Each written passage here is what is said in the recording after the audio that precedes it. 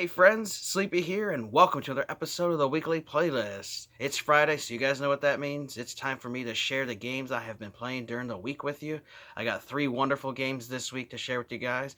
I'd like to hear your thoughts and opinions on the games I share with you. If you guys have played them before, or if you liked them or not. I'd like to hear what games you guys have currently been playing because reading your guys' comments and hearing about the games you play has given me some really good ideas. I really enjoy hearing about the gameplay and how the different games are when you guys describe them to me, which is great. I also look forward to getting any video game recommendations. Anytime you guys got games you think I should play, let me know. I have a vast library and a huge assortment of consoles to choose from. So I'm always looking for new games to play. I may have them in my collection already, and if I don't, I can add them to my list of games to keep an eye out for when I'm out game hunting. So I really appreciate all the recommendations of games you guys have given me over the last 2 years of me doing this series. Had a lot of fun with it. So we'll get started here. Now, this first one I can't actually hold up because it's actually a mobile game on my phone, which is crazy because I usually don't play mobile games, but I've had to make the exception for this, and that is Mario Kart Tour for mobile, which you can play on your Android or Apple. I have an Android, so I have got it from my Google Play Store, and I absolutely love this game. And actually, the whole reason I got into playing Mario Kart Tour on my phone was because Nintendo had a little Mario 35 special. 35 years that Mario's been out, and to help celebrate that, they were doing a giveaway where you could earn these Mario pins, 5 little Mario pins over the years of different Mario games. And one of the missions in that was you had to play Mario Kart Tour on your phone and complete one of the tour races on there. And so I, found out it was a free to play Mario Kart game, which does have some paid stuff in it. Those kind of games always have paid apps in it. But I figured, I'll check it out just for this, complete it for the mission, and then I'll just delete and be done with it. However, I've really fallen in love with the game, and playing it, and so I can't show you it since I don't have my phone, since my phone's what I use the thing. But so let's say that this was your phone screen, and it actually controls well without having a controller. You actually use your finger, and your character's like in the center of the screen. If you hold your finger on the screen, you can actually move turn the character into, because the game automatically pushes the gas for you, so it never slows down on that.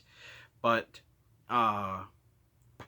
you hold on to the screen, and you can control your character to make him drift, which is really cool. It's actually really easy to control. I definitely recommend giving it a try because it is free to download, and it is actually one of the best Mario Kart games I've ever played, even over the console ports, just because of the sheer amount of content that they have in the games. I just love it that much. It's stuff in that version that I would love that they would implement in the console ports of Mario Kart game, because you have tons of characters to choose from, over 100, and you have different variations of the characters. There's your basic Mario, your Luigi, Yoshi, Peach, Daisy, Donkey Kong, Bowser, and them. But then there's special versions of them you can unlock. You can unlock Dry Bones Bowser, you can unlock a Vampire Mario, or you can unlock a Retro Luigi, or a Wedding Peach, or a Wedding this. There's all kinds of variation to the characters that you actually get to unlock. And when you start the game, you only get to unlock one character. They have these little pipes that you launch that shoot out a random driver, a random cart, and glider. And so every one of those, have different stats and work a little bit differently.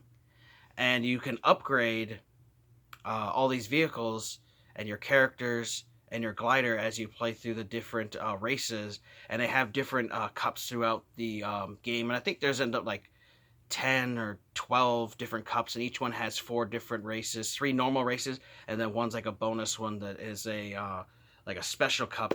And throughout this, as you play, you unlock stars based on your performance, because you get scored on doing combos, like jumping off of stuff, doing drifting, hitting enemies, that kind of thing. You build up combo meters, and so the whole premise of this is getting the high score and being number 1. And some of the cups, they actually have a little ranking system where they have you and I don't know how many other people that are playing can actually get ranked up, and you can earn stuff in the game or in-game currency, which are these little rubies, which you can also buy. But if you just play the game like I do, you can unlock everything without having to actually spend any real money. However, they do offer a $5 a month gold version of the game, which lets you upgrade faster and you unlock more bonus perks and stuff. And I've actually subscribed to that, so now I pay $5 a month for this mobile game, which I never thought I'd ever do, but I just loved it so much. So for while I'm playing it right now, I'm going to keep my gold service active.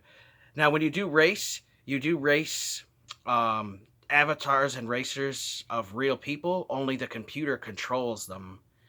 So like if it'll have your name, like as mine will say Sleepy, and whatever my character I play the most, the computer will pick me with that Kart selection and stuff that I do the most, and other people can race the computers with my avatar on there. But they did add in the last like 6 months, they did add actual real multiplayer, which you can actually play with real people around the world, which I have done a few times. It's pretty fun, but very difficult. Now you have the regular when you're playing the computer, you have your settings. You can do the 50cc, 100cc, 150cc, and 200cc. And the higher cc you pick, obviously the computer's tougher, the characters are stronger, harder to beat, but you earn more points. And I've got really good at the game, so I actually only play on 150cc now. I started with 50, went to 100, and now I'm at 150, and I can't go down any lower just because I love the game that much, and I've really been enjoying it. Definitely think you guys should check out Mario Kart Tour. Like I said, it's free.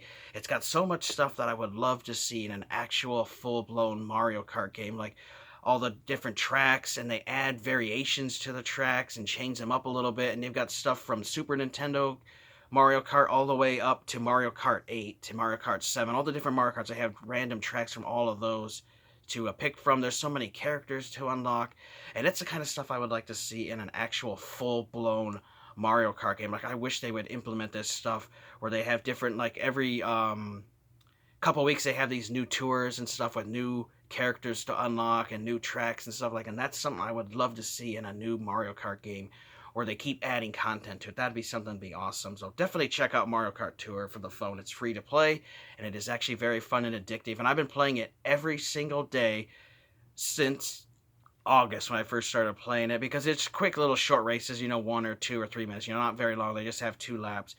It's something, like I can play sometimes when I'm waiting for the bus to go to work, or wait for the bus to go home from work or something, or when I'm waiting for the wife or something. I can play a couple quick matches, and it's something that kills some time, and it's really fun. So definitely check out Mario Kart Tour for the mobile on your phone. You can get it on Android, or you can get it on Apple. Another game I've been playing, which this game got a lot of hate. I don't know why people didn't really like it. That was Fallout Brotherhood of Steel. I think people just didn't like this game because it's not like a traditional Fallout game. It's not like the old original Fallouts on the PC where it's, point and click,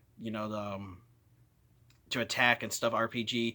Or when like Fallout 3 came out and became a 3D RPG. This is one of those top-down isometric RPG games that plays like a Baldur's Gate Dark Alliance, but set in the Fallout universe, and it's really fun. So you basically you're a member of the Brotherhood of Steel, and you're trying to get back to your group, and as you're going through the story, which you guys know I don't like to ruin story and stuff, you'll go through and fight various characters and stuff as you're trying to get back to them. And this game does have power armor later in the game that you can unlock, which is awesome. My brother and I had played this quite a few different times, but I've been actually playing it on my own. I recently resumed playing the game, and I'm about halfway through this game now. I never did beat it, and this is one that I would love to beat. And I really like it. I know a lot of people, like I said, there was a lot of hate on it, but you could play this 2 players co-op. They did have this also on the PlayStation 2. Recently, this title has become kind of pricey. I remember when I first got this, it was like only a $5 game, but it's become harder to find, and so people usually want like 10 and 15 or 20 bucks for a copy. But if you're a fan of those isometric top-down action RPG games like I am, definitely give this one a try. Especially if you're not if you're not into like the medieval wizards and swords and stuff like I am. This deals with guns and the Fallout series. And if you don't have this and you've never played it before, give it a try. you'll be surprised how good it is. I still like the voice acting in this. The graphics are still decent, and there's a nice variety of different weapons, for your characters. There's a nice variety of enemies to fight, and there's also a variety of characters for you to choose from. And I'm pretty sure that there are some secret ones in this. And my guy is actually a ghoul. So if you've played the Fallout series, you know who ghouls are. You can actually play as a ghoul in this. It's just really, really cool because most of the other Fallout games, unless you have a mod on, you can't play as a ghoul. So definitely give Fallout Brotherhood a steal. It's on the original Xbox. It's also on the PC. I'm sure PC, PS2. It might be on the PC, I'm not sure, but definitely give it a try. Really cool game. And the final one, this is the one you guys have heard me talk for the last couple of weeks. I've been putting a lot of time into it on my Xbox 360, and that's Deadly Premonition. I'm actually now halfway through this. I'm at like 25 hours into this game. This game is just amazing. So you play as Francis York Morgan. You're an FBI agent who's been sent to this little town called Greenvale, and you're coming to investigate the murder of a young girl named Anna. And throughout your journey, you run into some crazy stuff because this is actually a horror game, and it plays like I got a couple different genre kind of like mixed into one. Like it plays kind of like a Shenmue, kind of plays like a Grand Theft Auto. It's got Silent Hill vibes to it. It's got like a Resident Evil vibe to it because you got some tank controls at times. Just a very, very unique game and very odd. The music in this game is just phenomenal. The opening title screen is really great. Sometimes I just listen to the title screen music. There's some happy-go-lucky, peppy music in the game, which is strange. This game kind of, and other people describe it, and I would agree with them that it has kind of like a Twin Peaks vibe to it. Just very, very good game. And it is actually fairly long, especially if you do everything in this, because this has a main story that you can play through, but it also has 50 side missions to do. And it's not always easy to figure out how to do these side missions, so I would recommend getting an online guide. Unfortunately, there is no strategy guide for this, which is a shame because I would love to have had a strategy guide for this. But I do have a few online guides bookmarked that I use on my phone when I'm playing this, just for like how to get to it, not to like to unlock it, because there are puzzles in this game, and trust me, it's more rewarding to figure out how the puzzles are. I recommend using the guide only for understanding like how to get the mission unlocked, and then play the mission and unlock it yourself, and learn how to solve the puzzle or what you have to do on your own by doing your own investigation. I find it more rewarding that way to actually figure it out on your own. Really fun. But there are some like really dark elements to this game, like when you get into what's called the Other World, which is basically like kind of like how Silent Hill has like a hell world, or you have the normal world, and then you have like the hell world, and everything's like extra weird and creepy. Well, this game has that, and you have these enemies in it. They're called shadow people, and so basically there's different random looking people, which you'll eventually you'll see some of the same ones because they only have so many models of them. But you'll have some really freaky characters that you fight because they have like no eyes. It's all black. It looks like black blood, and their mouths are like hollow with like black blood, and they moan and groan, and it can be creepy because you can hear them like, oh, hear this weird groaning and moaning. And if you use if like me, I have headphones for my Xbox One X, and so I have like surround sound on, and you can hear these creepy things moaning and groaning around you, like when you're going to sneak around a corner, they might be right there. And the best way I find to dispatch them is to use guns, because you do not want them to grab onto you, because once they grab onto you, they start choking you, or they'll stick their hand down your throat, and you'll start losing your health bar. And if your health bar completely depletes, you die, and you have to start over again from the last checkpoint that the game did for you. But those dudes are just really creepy. Sometimes they bend over backwards and they start coming at you, and they're always like moaning, I don't want to die and stuff. So it's really some parts where I laughed when I'm like beating them with a pipe or something. They're saying they don't want to die, and I'm like, well, too bad, bitch, because you're dying, and you beat the shit out of them, or you just keep shooting them. But really fun, and like I said, there's horror parts to it which are great. And there's some really violent scenes in this, real bloody stuff at times in the Other World. And it can be really gruesome, but it is awesome. The voice acting is done really well. I really like the voice actors they pick for the characters. They fit the characters that they play as. And the characters in this game are all unique. Every single one you run into acts differently and has their own personality. Like somebody might be real scared, kind of like a wimpy type person. Another might be a big macho kind of guy. Somebody, in between. And so I like that every character is unique, and there are a lot of weird oddballs you will run into this game through the story. Now the game does have a in-game 24-hour clock. However, it's not a one-to-one with real life. It's not like a real minute passes in the world and a minute in the game passes. It's a lot quicker than that, but it's not as fast as some games like Grand Theft Auto, where the clock goes so fast. Because that timer is important, because some missions can only be played at certain times, and some can also only be done with certain weather effects, like if it's normal and sunny out, or if it's raining out.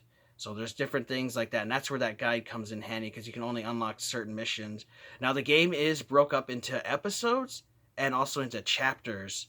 So, you have like start off with chapter 1, and there's all the way up to chapter 26. I'm currently on chapter 13 right now, so I'm exactly halfway through the story. And now some of these bonus side missions can only be played during certain chapters, and you may have missed them, by playing through this main story, which you actually has a nice feature this game does. Is you can actually reload previous chapters that you played and go back, and you can replay missions that you actually missed. So that's a very nice feature. You can also replay the underworld sequences that you play in the world, because they actually need to go back if you want to get all the collectibles, which are these trading cards, and there's like 50 of them in the game. And every single one of the underworld or other worlds, when you play it a second time, at the end or in the middle, they have a randomly placed, you can get one of those collectible trading cards, and it's really cool. Actually, I think there's 65. If I remember right, there's actually 65 of those trading cards, and the 65th one is just crazy to unlock. So definitely give this game a try if you're a fan of survival horror games, if you like weird, quirky things like with Shenmue type of thing. Like, it's just hard to describe this game until you play it. Now, you can play the original Xbox 360 version like I have, which I definitely recommend. Just be warned, this game has become expensive, especially now because of the pandemic hit. Prices on this are $40, $50 or more online. Locally, I haven't seen one for quite some time. You can get the director's cut version of this on PlayStation 3 and the Nintendo Switch. But I do recommend, if you ever get a chance, play the original 360 version, because there are some subtle changes in the PS3 and Switch version that aren't in the 360 one, and I feel that the 360 one is the one you should play first. They also did recently remake a Deadly Premonition 2 on the Switch, which I'm going to definitely have to get, but check out Deadly Premonition for 360. Such a wonderful title, and I'm looking forward to 100% beating it. I do want to give you a warning, though, that you only have one save file in this, so you don't want to start a new game, because there is no new game plus. If you do that, you'll erase all your progress. Once you beat the game, you can actually go back and load any chapter you want and get all the missions you missed and stuff. If you're like me and you like to 100% a game, that's the best way to do it. Go through, beat the game, you can go back and play it. Don't start a new story. Some people have done that, erased all their progress, and they had to start all over again from the beginning, and that would really suck if you got really far in it. I have, I think, only 18 more side quests, and I'll have of the 50, and I'll have them all beat. So definitely check out Deadly Premonition. We'll go over our recap like we do every week. I talked about Mario Kart Tour that I play on my phone. Fantastic, free-to-play Mario Kart game. Has so much content and so much potential that I would love to see implemented in the next Mario Kart title they have on the console. Have characters to unlock. You can upgrade your characters. Different things to play on. Play people around the world. Play against the computers.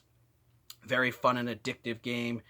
Real quick, short races. Just a lot of content packed into a free-to-play game that I love. We also talked about Fallout Brotherhood of Steel for the Xbox. You can also get this on PS2 and I believe the PC. It's a top-down isometric RPG that is fun. Plays like a Baldur's Gate Dark Alliance, but set in the Fallout universe. Tons of characters to choose from, and a huge variety of weapons and armors and enemies to fight. Definitely worth checking out. And then we talked about Deadly Premonition, a wonderful survival horror game that's just kind of weird and quirky, has like a Twin Peaks vibe.